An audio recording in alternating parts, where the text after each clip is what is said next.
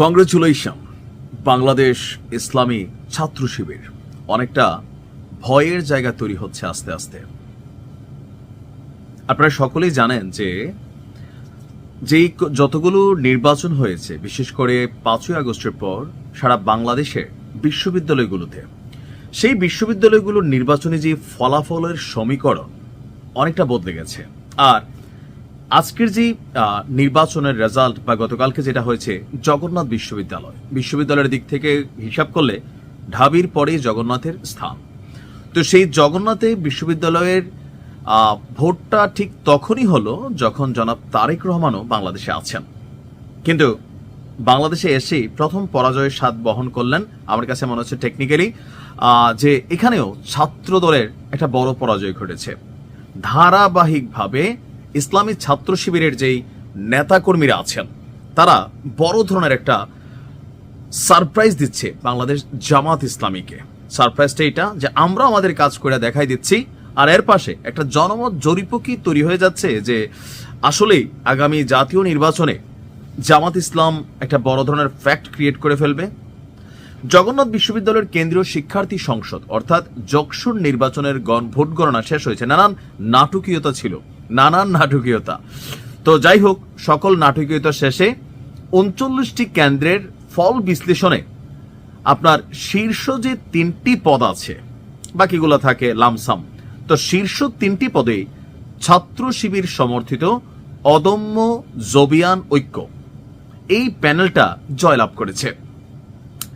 সহসভাপতি পদে মোহাম্মদ রিয়াজুল ইসলাম ছাত্র শিবির থেকে পেয়েছেন 5,564 ভোট। অপরদিকে AKM রাকিব, তিনিও ভোট কম পাননি, তবে প্রায় 900 ভোট কম পেয়েছেন, অর্থাৎ তিনি পেয়েছেন 4,688। সাধারণ সম্পাদক পদে আব্দুল আলিম আরিফ ছাত্র শিবিরের, তিনি পেয়েছেন 5,470 ভোট।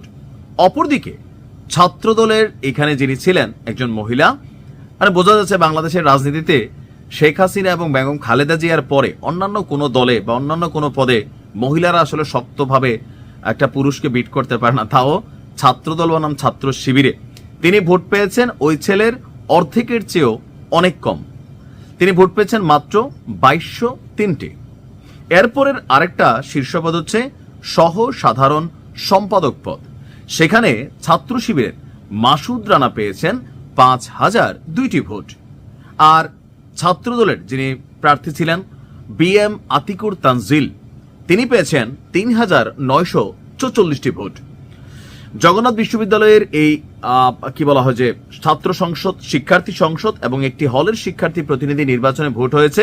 আর দিন শেষে এখানে বিশাল জয় আমরা দেখছি কি বলা হয় যে ছাত্র শিবিরের। তবে গণনার তথ্যে গরমিল দেখা যাওয়ার কারণে দীর্ঘ সময় এই ভোট গণনার কাজ বন্ধ থাকে, পরে গভীর রাতে আবার এই কাজ শুরু হয়। মোট ভোটার ছিল 16,645 জন, সেখানে 65% ভোট পড়েছে বলছে নির্বাচন কমিশন। আর আপনার দেখা গেছে যে রেজাল্ট হচ্ছে এটা।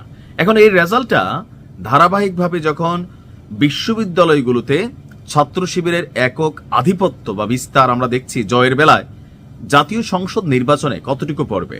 তবে এই নির্বাচনটাকে আমি গুরুত্ব দিলাম এই কারণেই যে জনাব তারেক রহমান এই মুহূর্তে দেশে আছেন, আর দেশে থাকার পরে আমরা সারা বাংলাদেশে যতটা বিএনপির সমর্থন দেখছি, রাস্তাঘাটে অলিতে গলিতে, ফেসবুক, সরকারি বেসরকারি সব দিকে যখন বিএনপির জয় জয়কার, তখন ঠিক তখনই ছাত্র শিবিরের এই জয় একটু ভিন্ন বার্তা দিচ্ছে। কারণ এই ইউনিভার্সিটিগুলো সারা বাংলাদেশে ছড়িয়ে ছিটিয়ে আছে, আর প্রত্যেকটা এলাকায় একটা পারসেপশন তৈরি হচ্ছে। আগামী নির্বাচনের ফলাফল কতটা বিএনপির পক্ষে যাবে, কি মনে করছেন? কমেন্টে লিখুন। আসসালামু আলাইকুম।